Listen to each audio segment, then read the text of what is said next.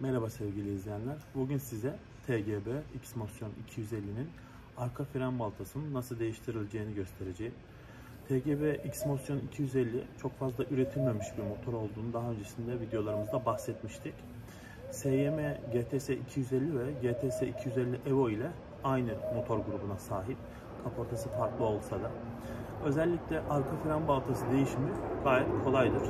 Joymax'lardaki gibi egzoz yukarıya doğru konumlandırılmış olmadığından dolayı, yere paralel olduğundan dolayı kolay bir değişim gerçekleştireceğiz. Az aletle kolay bir şekilde tamiratını sağlayacağız. Gerekli olan aletlerimiz 20-30 santimlik kısa bir boru ihtiyacınız olabilir. 8 numara alyen, yıldız tornavida ve düz tornavida. Gres yağınız yanınızda olursa pimlerini yağlamak için faydalı olacaktır. Bir set de balatamız. Öncelikle 8 allen cıvatalarımızı söküyoruz.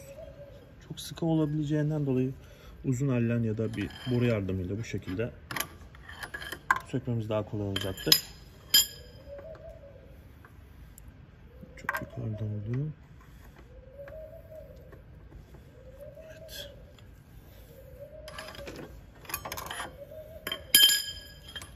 Sanki boruyla hiç sıkılı değilmiş gibi açılıyor. Birazcık kaliperi oynatırsanız cıvatalar daha kolay açılır.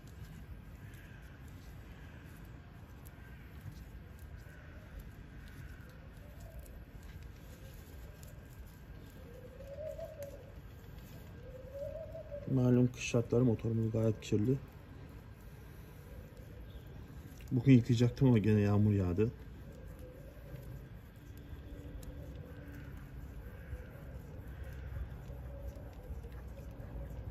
Evet, pimler çıkmak üzere. Bu şekilde kaliperi içeri doğru bastıracağız. Çünkü çıkacak olan balatalarımız bitik, takacaklarımız yeni olduğu için mecbur pistonların içeri girmesi gerekiyor. Bu işlemi dışarıda da yapabiliriz ama üzerine biraz daha kolay oluyor. Bu pimleri daha sonrasında gresle yağlayacağız.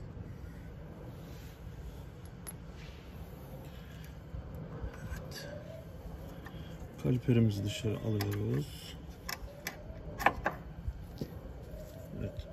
Bu pistonları bir bez yardımıyla sileceğiz. Sonrasında içeri bastıracağız. Bu içeri bastırma işleminde üst merkezin vidalarını gevşetmek faydalı olacaktır. Bazen basınç yapabiliyor. İçeri ittirmek zor olabiliyor. Bu sebeple şu şekilde dursun.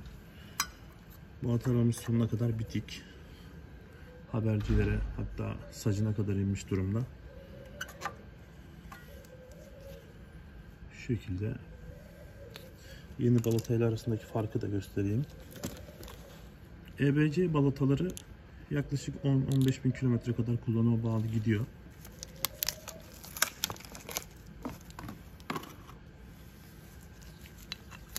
Şu şekilde göstereyim. Yenisiyle eskisi arasındaki farkı.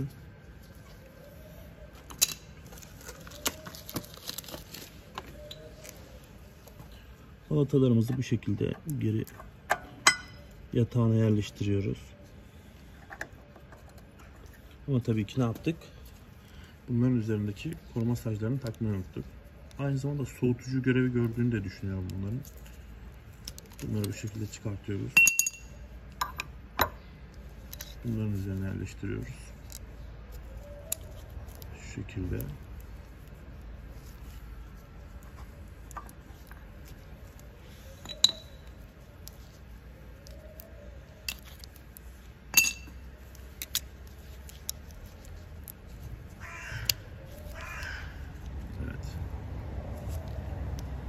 Gördüğünüz gibi geçmesinden yerleştirdik.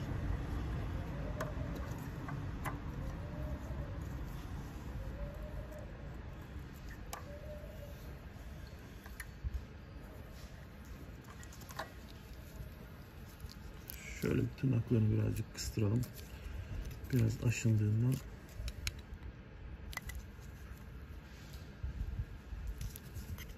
Tam oturmadı. Şu şekilde. Evet, şimdi daha iyi oldu.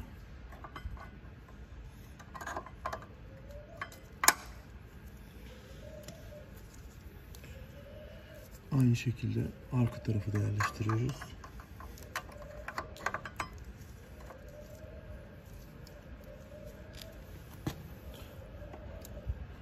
Ya buralar çok çamurlu ortamlar olduğu için şuraları aslında greslemekte fayda var diye hep söyleniyor ama burada zaten çok gres ne durur, ne çalışır, ne iş yapar. Bu sebeple çok gerek duymuyorum ben. Şimdi pistonumuzu bir silelim. Şunları şöyle. Bir balata spreyimiz olsaydı spreyleyebilirdik.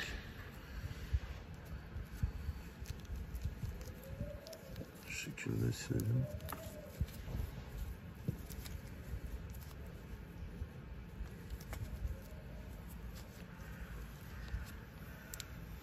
Arkasında da pislik kalmadığından emin olduktan sonra pistonları içeri bastıracağız. Sonuna kadar bastırmamız gerekiyor. Çünkü yeni balataların oturması için mesafe gerekecek bize. Bu şekilde bastıralım.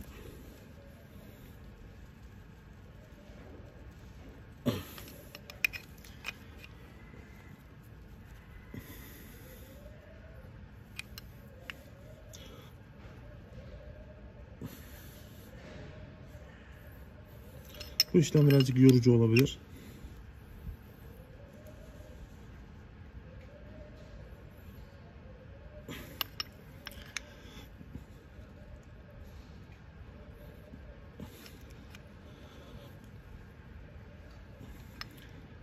Sanki gitmeyecek gibi.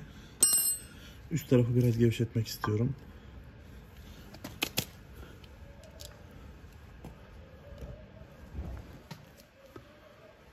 Şu şekilde. Burayı biraz gevşeteceğim. Basınç yaptı çünkü hissettim. Pistonu geri ittirdi.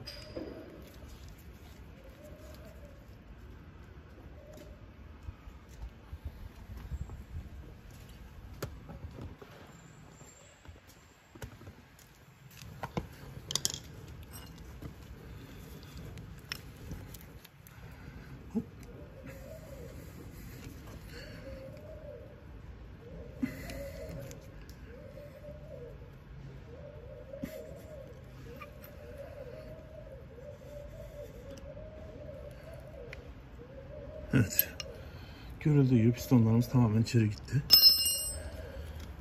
Şimdi yerine takabiliriz. Takmadan önce pimlerimizi bir sileceğiz. Sonra içlerine birazcık gres. Sonra da pimlerimizi sıkacağız. Şu şekilde. Pimlerin takmadan önce temiz olmasına dikkat edin.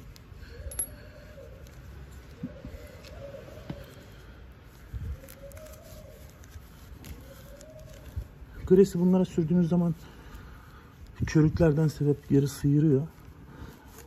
Sıyırmaması için gresi bir tornavida yardımıyla içeri süreceğim.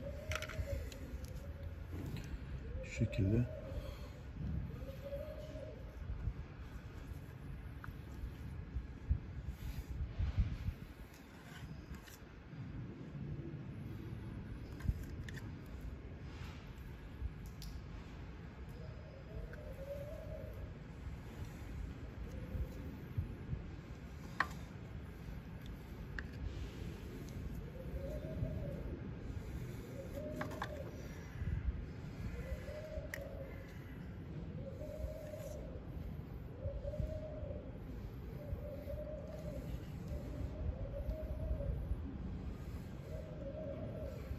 Bu şekilde yeterli.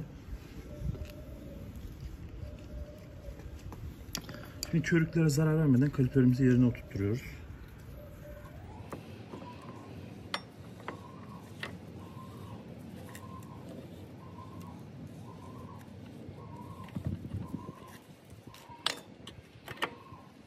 Evet, balatamız yerinden çıktı.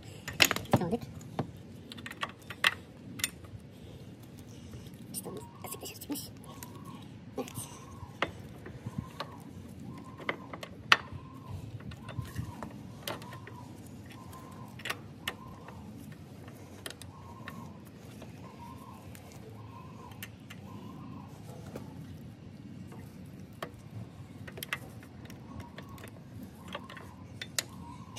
Evet, enteresan.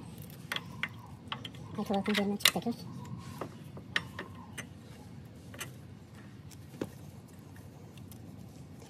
Körüklere zarar vermeyelim diye çok geri ittirmedim, ondan oldu.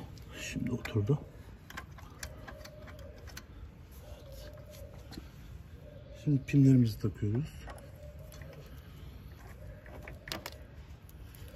Gres yağının geri tepme etkisiyle birazcık yağ sesleri geliyor. Evet.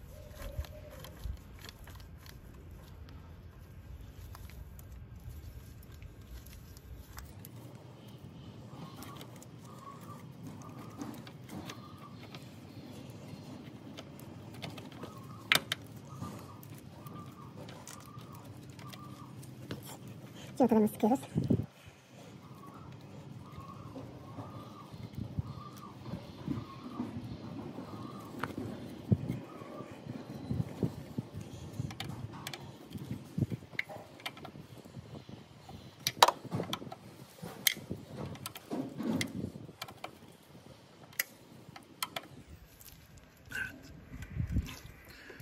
Bunları çok fazla asılmaya gerek yok. Çok fazla dönen parçalar olmadığı için, döner bir yerde olmadığı için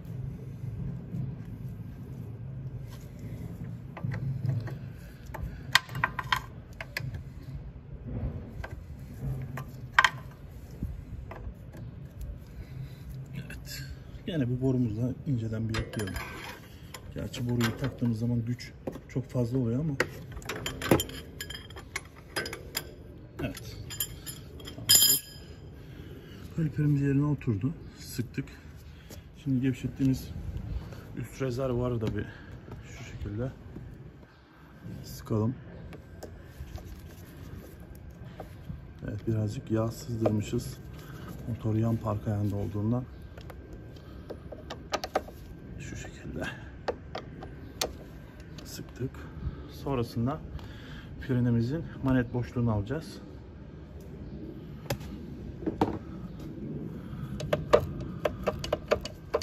Evet, frenimiz doldu. Bu işlemi mutlaka motora binmeden önce yapın. Sürüşten önce.